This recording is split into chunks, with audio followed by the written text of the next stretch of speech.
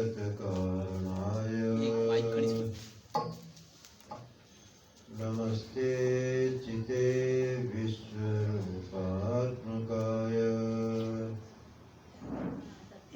नमो अद्वैत तत्त्वाय मुक्तिप्रदाय नमो ब्रह्मणे व्यापिने निर्गुणाय नमस्तस्मै सदेकस्मै कस्मै चिन्मसे नमः यदेतद् विश्वरूपेण राजते गुरुराजते।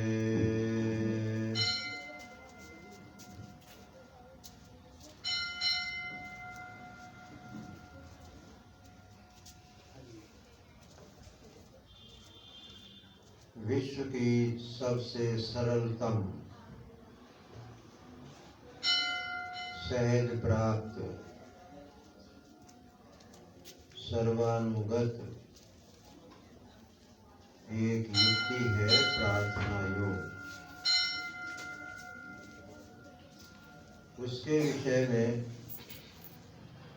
विचार किया जा रहा है। उसकी महिमा क्या है, उसकी आवश्यकता क्या है,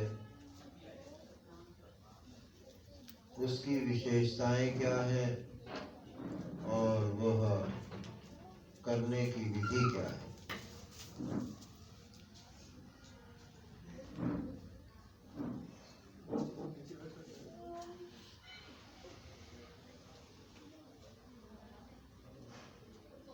एक शब्द बहुत प्रचलित है, उसे हम कहते हैं माया, मोह, अविद्या, प्रकृति।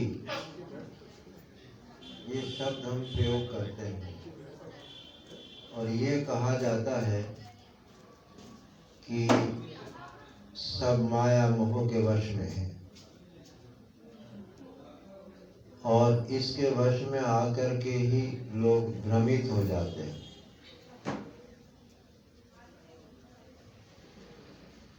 यह माना कि आप लोग दुखी नहीं हैं।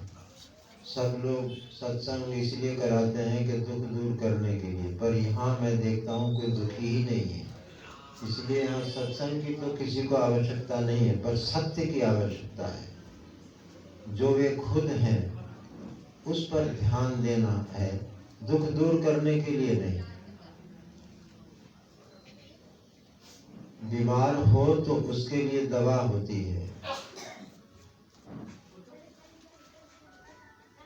परंतु जब कोई बीमारी नहीं है तो क्या करना चाहिए? अपने स्वस्थता का चिंतन करना चाहिए। तो हम अपनी स्वस्थता का चिंतन कर रहे हैं।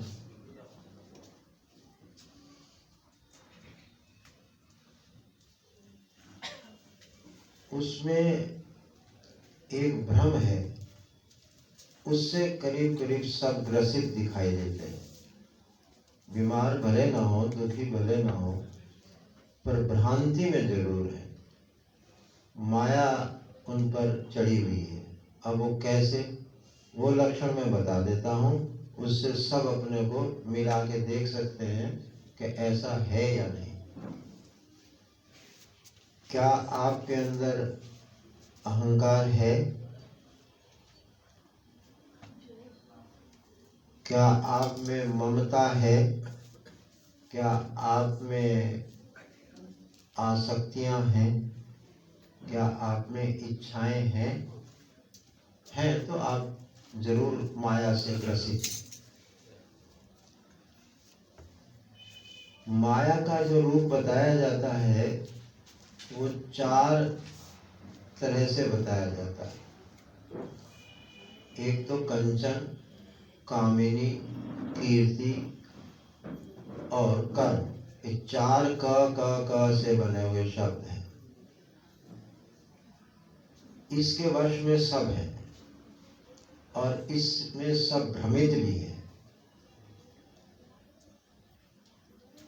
कहते हैं कि अच्छा व्यक्ति कौन है इसका पता करना हो ना, तो इन चारों से जो बचे हुए हैं वो अच्छे व्यक्ति मिलेंगे आपको, जो कंचन में माने लोभ से बचे हुए। लोभ का अर्थ ये नहीं है कि पैसा नहीं कमाना है। लोभ का अर्थ है जरूरत से ज्यादा पैसा कमाने को लोभ कहते हैं। मान लो हमारा पेट 2 रोटी में भर जाता है तो हम जब 2.5 खाएंगे तो हम लोभी हैं। तो आवश्यकता से अधिक जो होता है वहां लोभ आता है। तो कंचन, दूसरा फिर कामिनी माने स्त्री पुरुष, सेक्स का चक्कर, उसमें भी सब कमजोर है। और फिर सब अपने को दिखाना चाहते हैं कि मैं कुछ हूं, यश चाहते हैं, मेरा नाम हो, मुझे लोग जाने, मेरी तारीफ करें। निंदा से बचना चाहते हैं और यश में को सुनना चाहते हैं। और फिर तीसरा है कर्म में इतनी आसक्ति होती है कि किए बिना रहा नहीं जाता। जब कुछ करना नहीं है तो भी नहीं, कर्म में बच रह नहीं सकता बिना किए। तो कर्म की आसक्ति, धन की आसक्ति, स्त्री पुरुष की आसक्ति और यश की आसक्ति, ये 4 में तो सब लपेटे ही पड़े होंगे।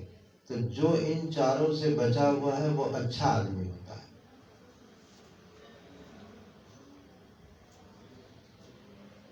वो व्यक्ति महात्मा के रूप में हो या गृहस्थ के रूप में हो या कैसे भी हो, वो आदमी सबके हित के लिए होता है। वो स्वयं अपने लिए भी हितकारी होता है और सबके लिए हितकारी होता है। इसको कहा गया माया। अगर ये चारों चीजों से आवृत है कोई व्यक्ति तो उसे हम कहेंगे कि ये माया से ग्रस्त है। अब हम दूसरे शब्दों में इसको देखते हैं कि अहंता, ममता, कामना और आसक्ति, ये जिसमें है वो भी माया से ग्रस्त है। ये दूसरी दृष्टि से इसको हम चिंतन करते हैं। अब ये सब को एक तो भ्रमित करते हैं और दुखों में डालते हैं, विकारों में ग्रस्त करते हैं और रोगों से ढक देते हैं, प्रतिकूल परिस्थितियां लाते हैं। इससे सब बचना चाहते हैं। तो गीता के 700 श्लोकों में जो मुझे एक श्लोक पसंद आया वो है दैवी ह्येषा गुणमयी मम माया दुरत्यया मामेव ये प्रपद्यन्ते मायामेतां तरन्ति ते। ये माया से पार होना है। आप देखेंगे कि सब इससे प्रभावित मिलेंगे। बचा हुआ शायद ही कोई हो।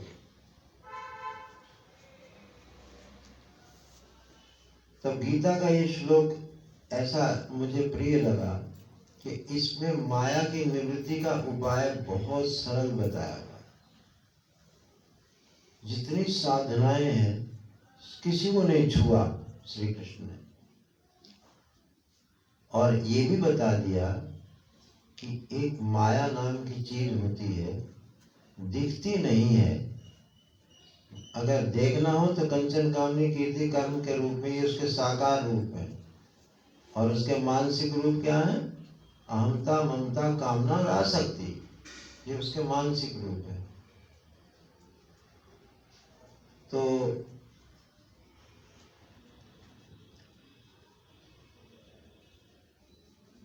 दैवी है, ये दैवी है का अर्थ है बस मालूम पड़ती है। आप ढूंढने जाओगे तो हाथ कुछ नहीं लगेगा। लोभ को ढूंढने जाओ कुछ मिलेगा? लोभ तो एक भावना, मानसिक भावना है, तो ऐसे वो मिलेगा नहीं। कुछ दैवी है ये शाम, सबको प्रत्यक्ष है, सबको अनुभव में भी आती है, दिखती भी नहीं है, अनुभव में भी आती है। और वो गुणमयी है, उसमें गुण है, आप गुणों से पहचान सकते हैं। गुण शास्त्रों में 3 बताए जाते हैं, सत्व रज तम, उसके अंतर्गत और सब गुण आ गए, विशेषताएं आ गई, सब अच्छा बुरा सब इसी में तीनों में आ गया। तो गुणमयी है, परंतु वो कहीं किसी और की नहीं है, वो अपनी है, मेरी माया है। और इसको पार करना बहुत कठिन है। दुरत्यय शब्द दिया है कि बहुत ही मुश्किल है इसको लांघना।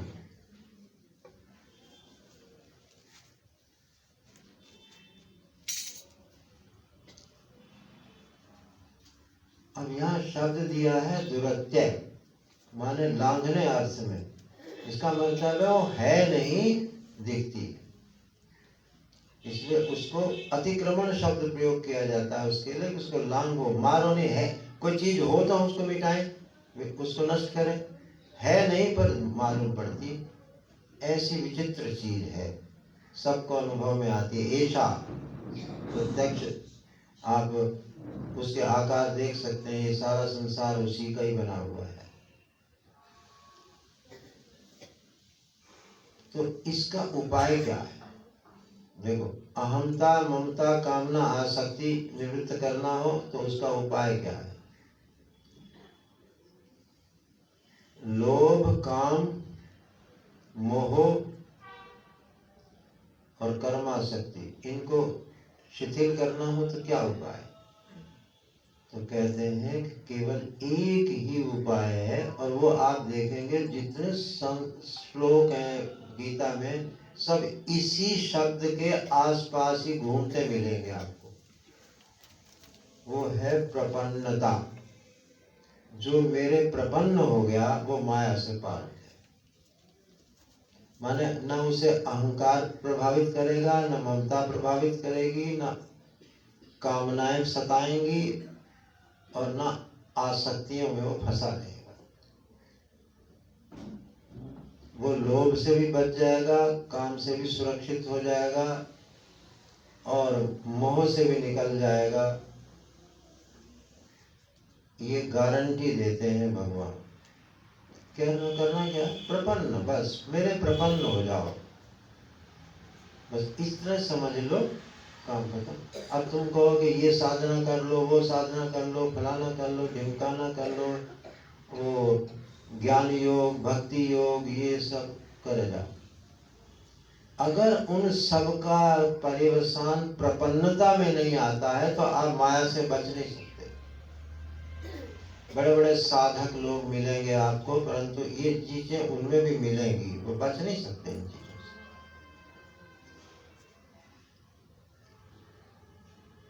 से। इनमें जो हेड है अहमता ममता कामना आसक्ति में, जो वो है अहंकार। अहंकार भी कोई चीज नहीं होती, परिच्छिन्न भाव का नाम है, बस सीमित भाव का नाम। मैं सीमित हूँ, बस इसी का नाम अहंकार है। और सब महसूस करते हैं, 24 घंटे मैं शब्द का प्रयोग करते हैं। मैं खाता हूँ, मैं जाता हूँ, मैं सोचता हूँ, मैंने यह कहा तो तुमने मुझे ऐसा कहा, तब मैंने ऐसा प्रतिक्रिया किया। सब मैं 24 घंटे इस शब्द का प्रयोग सबसे अधिक किया जाता है, व्यवहार में भी सब जगह।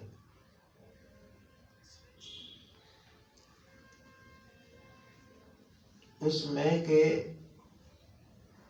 न होने का एक उदाहरण मैं आपको सुना दूं।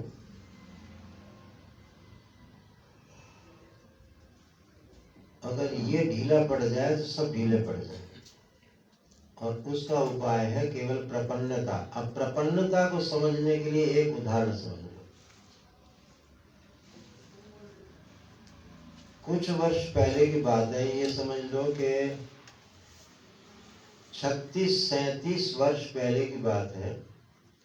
हमारे स्वामी अखंडानंद जी महाराज भारत साधु समाज के अध्यक्ष थे। 11 बजे। भारत साधु समाज एक संस्था है, अब है कि नहीं पता नहीं, उस समय बड़े जोर शोर से थी भारत में। इसके अध्यक्ष थे। तो साधु लोग अपना उसमें सब सदस्य थे, चंदा वंदा देते थे। तो बम्बई की बात है, मीटिंग थी, भारत साधु समाज की मीटिंग थी, बहुत महात्मा लोग बैठे हुए थे। तो स्वामी जी ने अपना वो मीटिंग के अंत में ये सुनाया कि इस महात्मा ने भारत साधु समाज को 10,000 दिया, इसने 15 दिया, इसने 20 दिया, इसने उन्हीं से संस्था से भारत साधु समाज सारी व्यवस्थाएं करता है। ऐसे उन्होंने एक लिस्ट सी सुनाई खड़े होकर के। भारी शरीर था, उठना बैठना उनको मुश्किल था, तो जमीन पे बैठने से उठने में हाथ कांपते थे उनके। तो उसमें से एक अहमदाबाद का एक वैष्णव महात्मा, वो जब लिस्ट सुनाई तो खड़ा हो गया। उसने कहा, क्यों अध्यक्ष जी, मैंने जो 15,000 दिए थे वो डकार गए? और स्वामी जी ने लिस्ट में वो नाम भूल गया था, लिखा तो था ही वो लिस्ट में, वो पढ़ते समय भूल गया।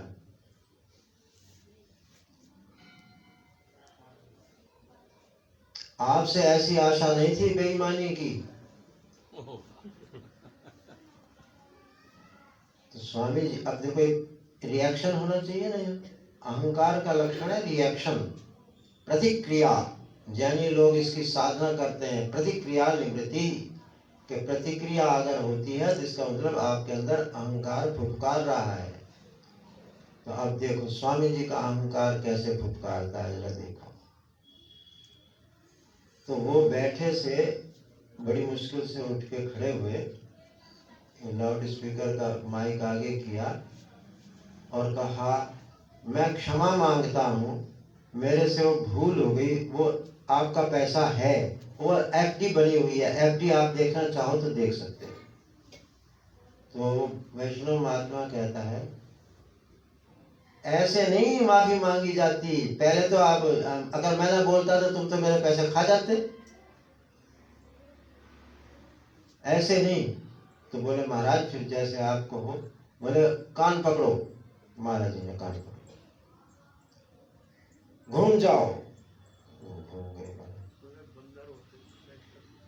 फिर उससे कहा कि बैठ जाओ, बैठ के खड़े हो जाओ, खड़े हो जाओ। No reaction.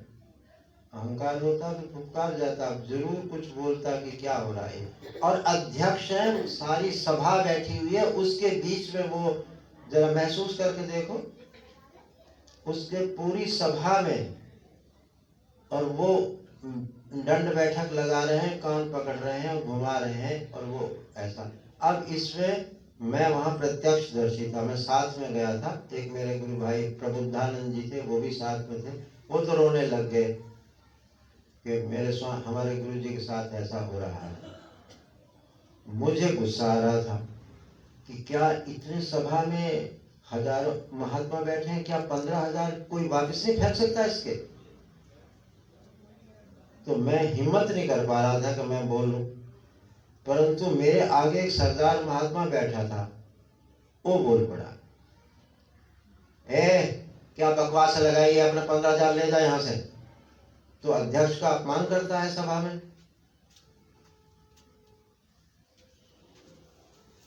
बस वो उसके बोलते हुए सब महात्मा खड़े हो गए विरोध करने की, ये क्या तमाशा है। और फिर वो देखा कि अब यहाँ मारपीट शुरू हो जाएगी, तो एक महात्मा ने उसको बाहर ले गया। तो इतने में फिर स्वामी जी फिर खड़े हो गए, कहने लगे, नहीं आप लोग जरा देखिए, उसने कुछ नहीं कहा है, आप जानते नहीं हो, वो हमारा वृंदावन का दोस्त है। तो हम लोग अपने वृंदावनी भाषा में बात करते हैं, वो अपनी वृंदावनी भाषा में बोल गया है, तो इसमें हमें जब अच्छा बुरा नहीं लग रहा है तो आप शांत हो जाइए, सब शांत हो जाइए। महात्मा लोग शोर मचाने लग गए थे ना, शांत हो जाइए। तो उस महात्मा को फिर लाया गया, उससे क्षमा मंगवाई गई। अब ये देखो, इसको ढूंढो, अहंकार ढूंढो, कहाँ है स्वामी जी में अहंकार, कहाँ है? भरी सब क्या था, माया क्या थी, मेरा मान हो, यश हो, वहां कोई परवाह हुई मान की, यश की कोई? अपमान हो रहा है खुलेआम सभा में, और वहां कुछ भी प्रतिक्रिया नहीं है। अहंकार ये निर्हमता है, पहचानो। और सुनना है तो देखो, अहंकार को समझने के लिए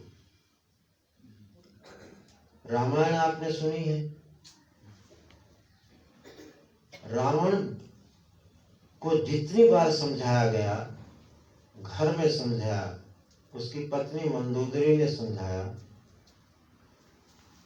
नाना ने समझाया, पिता ने समझाया, माँ केकसी ने समझाया, बाद में कुंभकर्ण ने समझाया, भाई विभीषण ने समझाया, मेघनाथ पुत्र ने समझाया, मगर और हमारे यहाँ इधर से जो गए हनुमान ने समझाया, अंगद ने समझाया, तो क्या आप सोचते हैं कि वो समझ नहीं सकता था क्या? क्यों नहीं समझा? अहंकार के कारण। अहंकार केवल उसमें नहीं था, जितने समझाने वाले थे वो सब अहंकारी थे। अब देखो कैसे, जैसे रावण को समझाते थे, जैसे विभीषण ने समझाया, भैया आपके लिए स्त्रियों की कमी कहाँ है? आप चाहें तो लाखों स्त्रियां इकट्ठी हो जाए, एक मानवीय स्त्री है, उसके लिए इतना सारा क्यों खतरा मोल लेना? और छोड़ दीजिए ना इसको दे दीजिए राम को।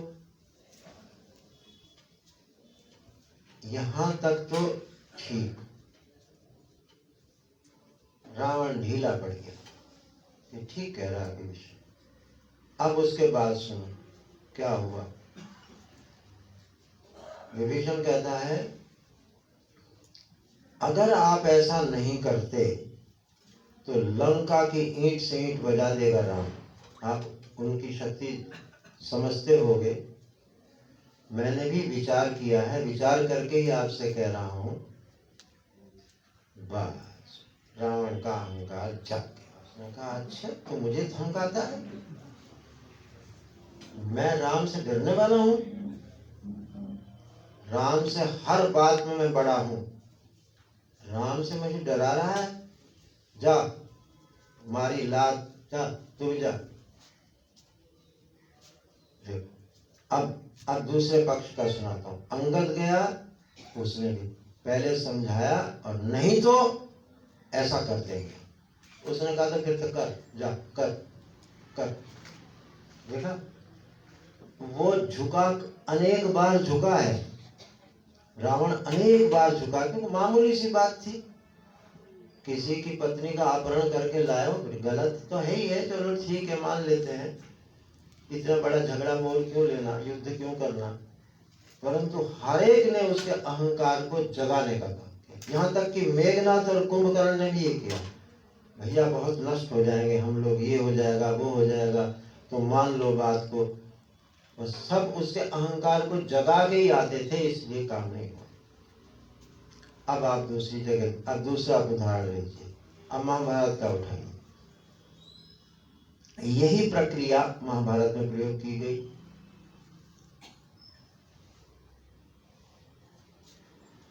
कितने कुसंग में था दुर्योधन, मगर जब लास्ट में श्री कृष्ण गए वहां कि 5 गांव पे समझौता कर लो, तो दुर्योधन तैयार था कि 5 गांव, सबने उसको ये कहा ठीक है 5 गांव में निपटाओ, काम खत्म करो। अब श्री कृष्ण ने जब सभा में प्रस्ताव रखा, क्योंकि दूत बन के गए थे, तो जब प्रस्ताव रखा कि 5 गांव में मैं पांडवों को राजी कर लूंगा, बस 5 गांव आप उन्हें दे दीजिए, और अगर आप अब नहीं करते तो युद्ध के लिए तैयार हो जाइए। तो दुर्योधन ने कहा ठीक है तैयार। अब देखो तो बात पकड़ो, ये मेरी खोज है, ये किताबों में लिखी हुई नहीं है ये, कि हर एक ने जा करके उसके अहंकार को जगाया है। अहंकार को शांत करने का प्रयोग किसी ने नहीं किया। श्री कृष्ण को तो क्योंकि युद्ध कराना था, वो वचन दे के आए थे द्रौपदी से कि ठीक है मैं तुम्हारी लाज रखने के लिए जा रहा हूँ, इसीलिए श्री कृष्ण को पता भी था, तब भी उसने यही प्रयोग किया कि 5 गांव नहीं देते, नहीं तो फिर हम ये कर देंगे। तो उसने कहा फिर करके दिखा दो, हम कोई तुमसे कम नहीं है। कहाँ 7 अक्षौणी, कहाँ 11 अक्षौणी। उसको कितना अभिमान के लिए उसके पास बहुत गुंजाइश थी, परंतु फिर भी वो शांत हो गया था। उसने कहा 5 गांव में छुट्टी हो गया, काम खत्म। मगर श्री कृष्ण ने जो बाद में उसके अहंकार को छेड़ दिया ना, बस वहां भूल हुई और यही काम सबने किया। इसीलिए सारे युद्ध होते हैं। माने प्रपन्नता, शरणागति का भाव, अहंकार, निर्हमता का भाव ही कामयाब हो सकता है, वरना कोई नहीं हो सकता। ये जो हम लोग कहते हैं ना, अच्छा तुम कम नहीं खाओगे ना तो देखो फिर तुम्हारे पेट में दर्द जरूर होने वाला है। तो अगला कहेगा अच्छा तो तू मेरे पास चूर्ण के कम रखे हैं क्या, पेट दर्द के नाशक चूर्ण मेरे पास बहुत है, मैं तो खाऊंगा। तो कैसे मना करता है? माने किसी के अहंकार को जगाना भी बहुत बड़ा पाप है।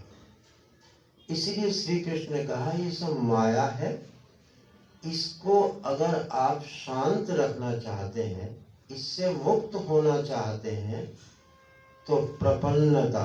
अब प्रपन्नता का अर्थ आप सुनो, सीधा अर्थ आप लोग जानते हो शरणागति। शरणागति का भी अर्थ पूरा स्पष्ट नहीं होगा जहां तक मुझे ख्याल है।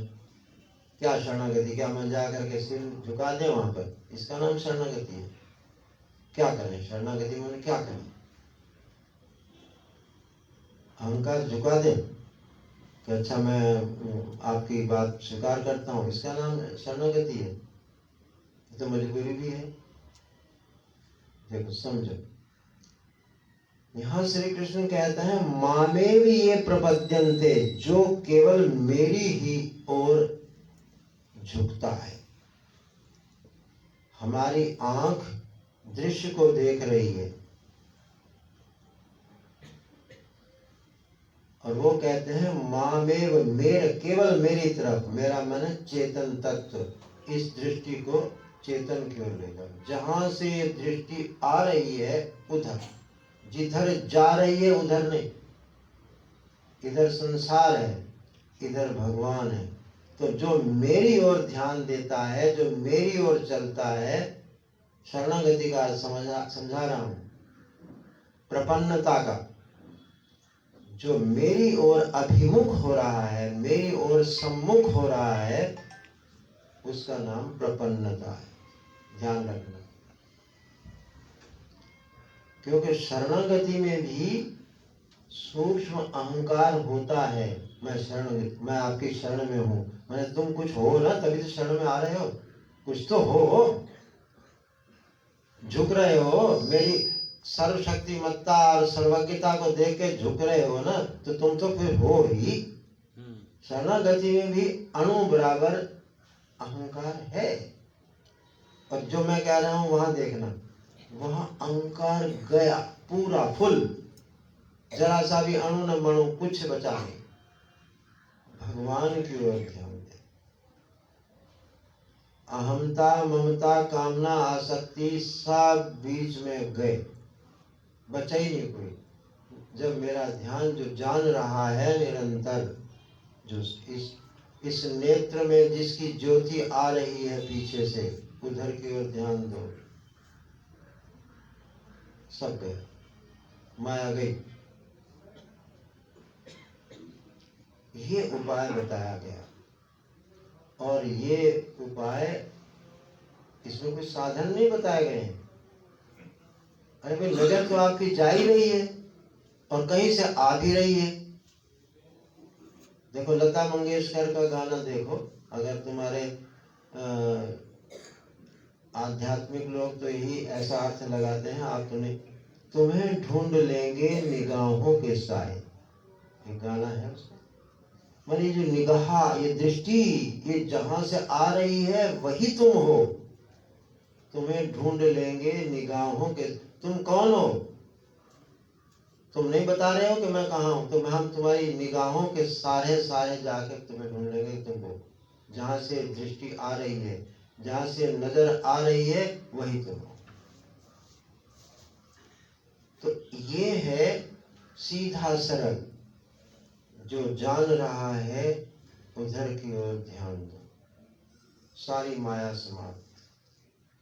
और सभी जितने साधन हैं, उन सब साधनों का इसमें आ गया, क्योंकि सब साधन विषय को छुड़ाने में है, आश्रय की ओर भेजने के लिए प्रयास करते हैं। और ये आश्रय है, इस निगाह का विषय है ये दृश्य, और इस निगाह का आश्रय है चेतन, जहां जिससे दृष्टि चल पड़ी।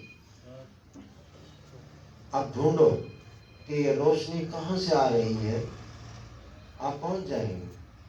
पहुंच ही नहीं जाएंगे, इधर की माया तो जो समाप्त हो जाएगी, अहंता ममता कामना आसक्ति तो समाप्त हो जाएगी, और आप कहीं पहुंच भी जाएंगे, आपके पैर किनारे लग जाएंगे, आप निश्चिंत हो जाएंगे। सिर्फ इतना सा काम कर रहा हूं, कठिन कुछ नहीं है, निगाह आ ही रही है, सिर्फ ध्यान भर देना है कि ये दृष्टि कहां से आ रही है। अथवा दूसरा, इसको दूसरी भाषा में बोलते हैं, ये सब चीज जानी जा रही है, इसे जान कौन रहा? इस ढंग से ढूंढ सकते हैं, कौन जान रहा है? तो जानी जा रही है। देखो ये हाथ जो है, ये दिख रहा है ना, इसे देख कौन रहा है? आंख देख रही है ना। तो परंतु आंख का पता लगता है कि हमारी आंख है, तो जानी गई। इस बात को कौन जान रहा है? आंख को किसने जाना? कि मन ने। अच्छा, तो मन का भी पता लग रहा है, उदास है, मस्त है, क्या है, इसको कौन जान रहा है? बस जिसने मन के जानने वाले को जान लिया, वो पहुंच गया, समझ लो माया से पार। बोलिए कहाँ कठिन है और क्या करना है? मैं ये नहीं कह रहा हूं कि तुम दुखी हो और तुम सुख के लिए आओ, ये सच्चाई है, सत्य को तो मना नहीं करेगा कोई। तो इसमें दुख सुख का कहा, हमने दुख सुख डरा तो नहीं रहे आपको, ना लालच दे रहे हैं कि भगवान के प्राप्त करोगे तुम्हें नवनिधि 12 सिद्धि मिल जाएगी, ऐसी लालच भी हम नहीं दे रहे हैं। और तुम्हें डरा भी नहीं रहे हैं कि अरे भगवान की तरफ जाओगे तो नरकों में जाओगे, ऐसा भी हम नहीं कह रहे हैं। हम तो कह रहे हैं भाई ये सच है, तुम्हारा सच है, अपने सच को जरा एक बार परिचित हो जाओ कि जान कौन रहा है सबको निरंतर, सबको, सब कुछ को जानता है। यहाँ तक कि जागृत अवस्था पूरी जानी जा रही है, स्वप्नावस्था पूरी जानी जाती है, सुषुप्ति अवस्था पूरी जानी जाती है, और उसमें जो भी सब चीज आते हैं, राम रहीम सब सब सब जाने जाते हैं। इसको जान कौन रहा है और निरंतर, कभी जानता है कभी नहीं जानता, उसे तो हम कहते हैं दृष्टा। दृष्टा नहीं, दृष्टा भी पता लगता है। जैसे त्रिपुटी है, ज्ञाता ज्ञान ज्ञेय है, त्रिपुटी जानी गई कि नहीं? किसी को पता लगा ना त्रिपुटी का पता किसको लग रहा है? जिसको पता लग रहा है, बस उधर की तरफ ध्यान देने का नाम है प्रपन्नता। अब ढूंढ लेना डिक्शनरियां, सारे टीकाएं ढूंढ लो, अगर आपको मिल जाए। ये खोजने की चीजें होती हैं, ये पढ़ने की चीजें नहीं होती है, ये प्रैक्टिकल जीवन में आनी चाहिए। अपनी दृष्टि सत्य को छूना चाहिए। सत्य क्या है? जो जान रहा है। झूठ क्या है? कि जो जाना जा रहा है, बदल रहा है। बदलना ही उसके झूठ का प्रमाण है। प्रति सेकंड में बदल रहा है, प्रति सेकंड, बल्कि सेकंड भी खुद भी बदल रहा है। तो उस पर क्या विश्वास करेंगे? तो जो नहीं बदल रहा है वो जान रहा है, वो बदलने को भी न बदलने को भी, हर स्थिति को निरंतर जान रहा है, उधर की ओर जो अभिमुखता है, उधर की ओर जो सम्मुखता है, उधर की ओर जो झुकाव है, रुझान है, उसका नाम है प्रपन्नता, शरणागति। इसलिए कहा गीता के 18वें अध्याय में, सर्वधर्मान परित्यज्य, सारे जितने भी साधन हैं, तुम सब साधनों को छोड़ के एक ही साधन पकड़ लो, मामेकम शरणम ब्रज।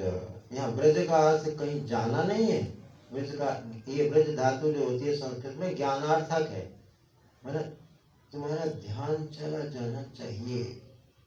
हाँ भाई, ये तो ऐसा ही है, मैं तो भगवान के शरण में पहले से ही हूँ, मैं तो, मेरी दृष्टि तो वही है, मैंने तो कभी बाहर देखा भी नहीं है।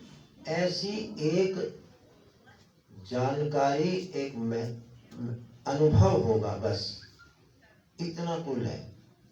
अब उसके लिए चाहे दंड लगाओ, बैठक लगाओ और नियम 10, 20, 50 पालन करो, सारी संक्रांतियां मना लो, और इधर की ओर अभिमुख ना हो तो माया तो चिपटी रहे। न अहंता, ममता, कामना, आसक्ति न ये जाने वाली है, और न कंचन कामनी कीर्ति के चक्कर से बच सकता है। केवल इतना काम कुल करना है, और इसके अगर ये नहीं कर सकते, ये भी जच गई होगी बात, सच्ची बात है। अगर जच गई और फिर भी तुम कहते हो मैं नहीं कर पा रहा हूं, तो आओ फिर प्रार्थना करते हैं।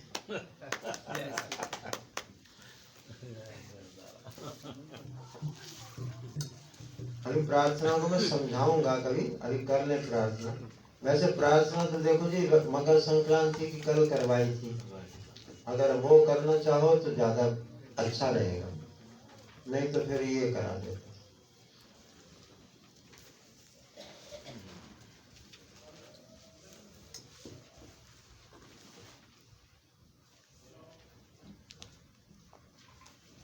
एक एक शब्द, पहला वाक्य है, हम किससे प्रार्थना कर रहे हैं? आप किसके संपर्क में हैं जी? गलत आदमी के संपर्क में है, अच्छे आदमी के संपर्क में, किसके संपर्क में है? आपकी जान पहचान किससे है? एक आदमी कहता था मेरी तो लोकसभा के स्पीकर ओम बिरला से मेरी जान पहचान है। तो अब मैं आपको इस सर्वभुवन के मालिक से जान पहचान करवाता हूँ। आपका संपर्क उससे रखिए, और वो कौन है उसका एड्रेस बताता हूँ। हे अनंत, हे अनंत, अद्वय अद्वय, आनंद स्वरूप, आनंद स्वरूप, सर्वस्व सर्वस्व, प्राज्ञ, प्राज्ञ, सुषुप्ति जैसी शांति लाओ।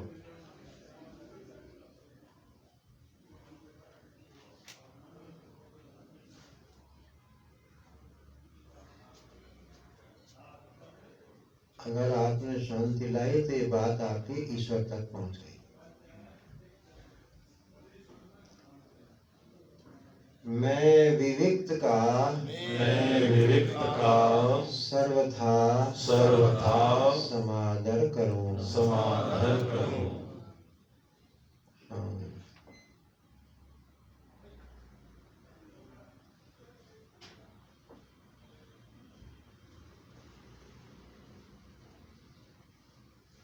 हे सर्व योग क्षेम प्रदाता, हे सर्व योग क्षेम प्रदाता, व्योमानंद, व्योमानंद, शांत।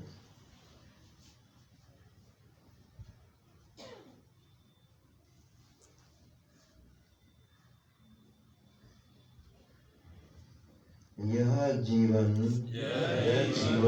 परस्पर सद्भाव से युक्त, स्वस्थ संपन्न और सर्वतः सुरक्षित रहे।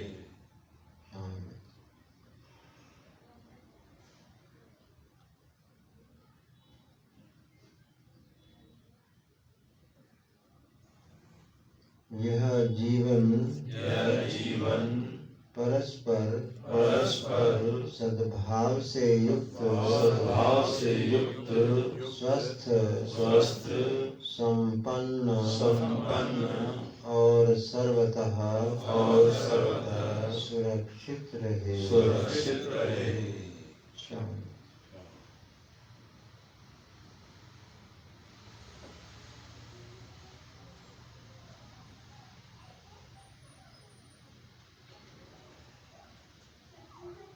सर्वात्म भाव पूर्वक सर्वात्म भाव पूर्वक अनंत जागृति से अनंत जागृति से युक्त रहे। युक्त रहे।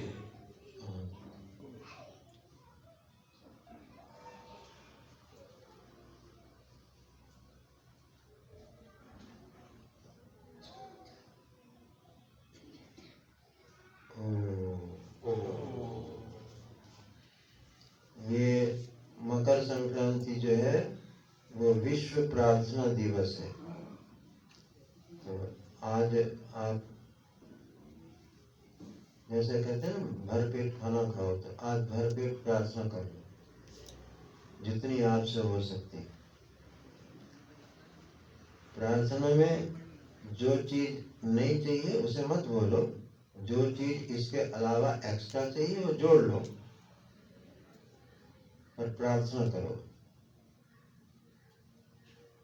ये ऐसा है नियम कि इस समय सूर्य उत्तरायण हो गया, माने उसका रथ का चक्र बदल गया। तो कहते हैं कि फर्स्ट इम्प्रेशन,